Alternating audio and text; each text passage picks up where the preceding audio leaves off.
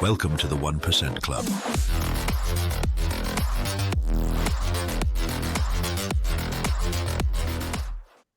हमारा टॉपिक जो है वो है ट्रेंड एनालिसिस। आप लोगों को पता होगा मार्केट में 3 ट्रेंड होते हैं ना। मार्केट में टोटल 3 टाइप के ट्रेंड होते हैं, up trend, down trend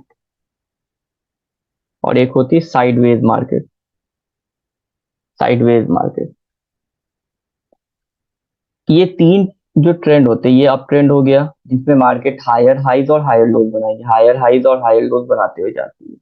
down trend में क्या होता है, डाउन ट्रेंड में मार्केट लोअर लोज और लोअर हाइज बनाती है। डाउन ट्रेंड में मार्केट कुछ ऐसे आती है, lower lows lower highs, lower lows lower highs बनाती है।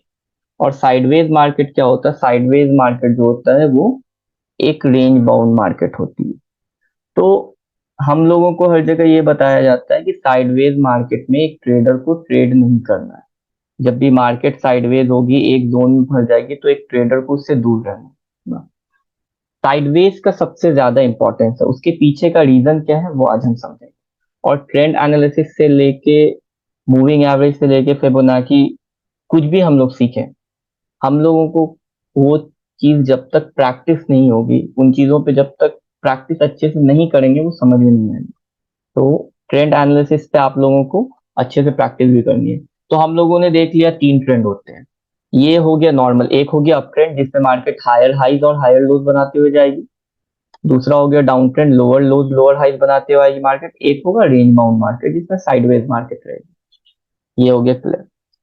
अभी मैं कुछ चीजें आप लोगों को बताऊंगा जिससे मार्केट, देखिए मार्केट जो हमारी चलती है वो किन चीजों पे चलती है। मार्केट जो हमारी चलती है वो डिमांड एंड सप्लाई पे चलती है। मैं डिमांड सप्लाई जो स्ट्रैटेजी है उसकी बात नहीं करता हूँ, कर रहा हूँ यहाँ पे, मैं बात कर रहा हूँ डिमांड सप्लाई। जब भी किसी स्टॉक का डिमांड ज्यादा रहेगा, उसकी सप्लाई कम रहेगी, तो उसकी प्राइस ऊपर जाएगी। जिस चीज की भी डिमांड ज्यादा होती है, सप्लाई कम होती है, उसकी प्राइस ऊपर जाती है। जिस चीज की सप्लाई ज्यादा रहेगी, डिमांड कम रहेगी, वो नीचे आएगी। किसी स्टॉक की सप्लाई बहुत ज्यादा और डिमांड नहीं है, लोग उसको लेना नहीं चाह रहे, तो प्राइस नीचे आएगी। तो ये सारी चीज, जितनी भी चीजें होती है यहाँ पे मार्केट में, मार्केट की जो साइकिल है वो ट्रेंड तो हम समझ गए वो कैसे होती है। यहाँ पे इस वाले इसमें वो दिखा दे रहा हूँ। ये एक होता है ये एक्यूमुलेशन जोन, उसके बाद up trend, distribution zone, down trend. अब ये जो जोन एक्यूमुलेशन या डिस्ट्रीब्यूशन का होता है, ये कौन सा जोन है, ये हमारा साइडवेज का जोन है। ये जो जोन है ये हमारा साइडवेज मार्केट का, जो हमारी रेंज बाउंड मार्केट होती है, ये वो वाला जोन है, एक्यूमुलेशन जोन डिस्ट्रीब्यूशन जोन। अगर इसको हम समझें तो क्या होता है, इसको हम लोग ऐसे याद करेंगे, एक्यूमुलेशन जोन, उसके बाद इक्वल टू अप ट्रेंड। जब भी एक्यूमुलेशन जोन होगा तो उसके बाद अप ट्रेंड आएगा। दूसरा क्या है, distribution zone equal to down trend.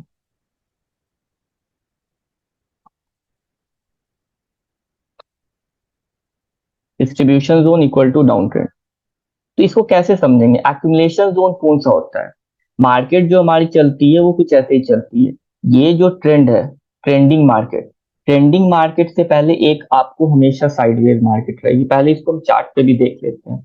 Trending market से पहले आपको एक साइडवेज मार्केट रहेगी, और उस साइडवेज मार्केट के ब्रेकआउट या ब्रेकडाउन के बाद ही समझ में आएगा वो एक्यूमुलेशन जोन था या डिस्ट्रीब्यूशन जोन था। वॉल्यूम इंडिकेटर हम लोग यूज करते हैं, लोग बोलते हैं कि अगर किसी स्टॉक का एक रेंज बाउंड मार्केट में है, कोई स्टॉक रेंज बाउंड मार्केट में और उसमें वॉल्यूम बहुत ज्यादा हो, उसमें बहुत अच्छे वॉल्यूम हो, तो वो एक एक्यूमुलेशन जोन होता है और प्राइस वहां से ऊपर जाती है। अगर इसमें बहुत ज्यादा वॉल्यूम होगा तो यहाँ से प्राइस ऊपर जाएगी। लेकिन मैंने ऐसा देखा है कि ये चीजें काम नहीं करती। एक्यूमुलेशन जोन या डिस्ट्रीब्यूशन जोन तभी हम किसी भी जोन को मानेंगे जब ब्रेकआउट या ब्रेकडाउन आ चुका होगा। इसको डिस्कस करते हैं तो हमें अच्छे समझ में आएगा। अभी ये निफ्टी है, अभी क्या हुआ, निफ्टी में क्या हुआ, निफ्टी यहां से यहां का मूव दिया निफ्टी ने, ये जो कोविड क्रैश है यहां से यहां तक का मूव दिया। उसके बाद निफ्टी में क्या हुआ, इसको मैं वॉल्यूम अभी हटा दे रहा हूँ। उसके बाद निफ्टी में क्या हुआ, निफ्टी एक रेंज बाउंड मार्केट है ना, निफ्टी 50 जो हमारी ये हमारा जो मार्केट है ये रेंज बाउंड हो गया, है ना, एक रेंज में फंस गया। तो अब ये कब पता चला कि ये एक्यूमुलेशन जोन था? जब ये यहाँ पे इसका ब्रेकआउट आ गया। जब इसका ये यहाँ पे ब्रेकआउट आया तो हमें समझ में आ गया कि अब मार्केट यहाँ से ट्रेंडिंग होगी। अब यहाँ पे एक पॉइंट और आता है, वो डिस्कस करेंगे हम, थोड़ा और देख लेते हैं एक दो एग्जांपल। यहाँ पे हो गया, अब देखिए यहाँ पे कहीं पे भी देखें। अब यहाँ पे क्या हुआ, मार्केट नीचे आई, मार्केट डाउन ट्रेंड में आई।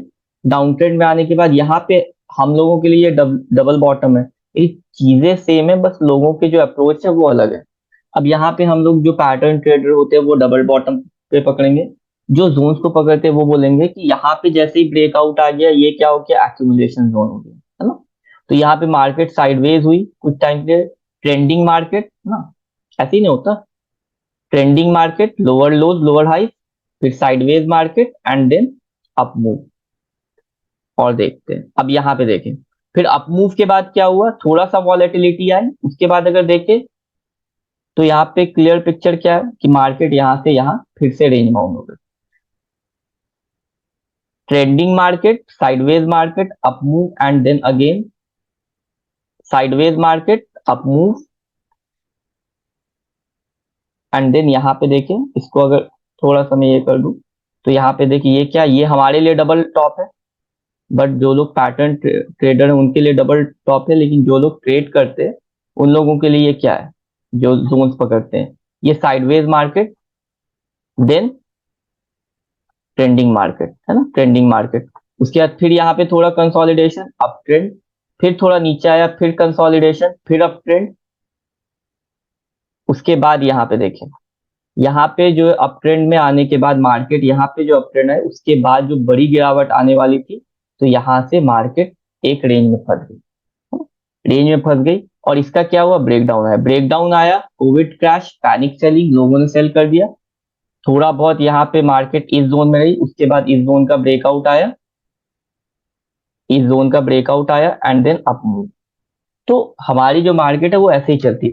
जरूरी नहीं है कि ट्रेंडिंग मार्केट के बाद जैसे अगर कोई, एक मिनट, अभी मैं कुछ पॉइंट्स और इसमें ऐड करूंगा।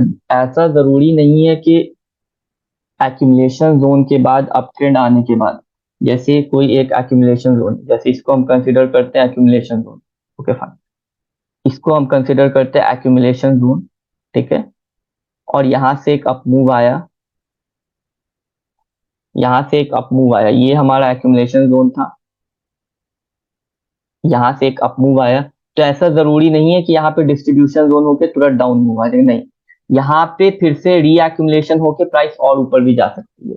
एक बार अच्छे से इसको समझ लेते हैं, ऐसे मेरे कहने का जो क्या मतलब है ये एक बार अच्छे से समझ लेते हैं। ये एक्यूमुलेशन जोन, इसको हम लोग कंसिडर करते हैं कि एक्यूमुलेशन जोन, ठीक है, एक्यूमुलेशन जोन हुआ, प्राइस को यहाँ पे बड़े लोगों ने खरीदा, ये कोई भी एक पर्टिकुलर स्टॉक है, यहाँ पे बाइंग हुई बड़े प्लेयर्स की, और उसके बाद यहाँ से एक अप मूव आया, अप ट्रेंड। उसके बाद फिर से यहाँ पे प्राइस साइडवेज हो गई, रेंज बाउंड। तो ऐसा जरूरी नहीं है कि ये डिस्ट्रीब्यूशन जोन होगा, ये भी हो सकता है, इसको हम लोग कहेंगे रीएक्यूमुलेशन। इसका साइज में थोड़ा ये कर देता हूँ, तो हम कह सकते हैं रीएक्यूमुलेशन।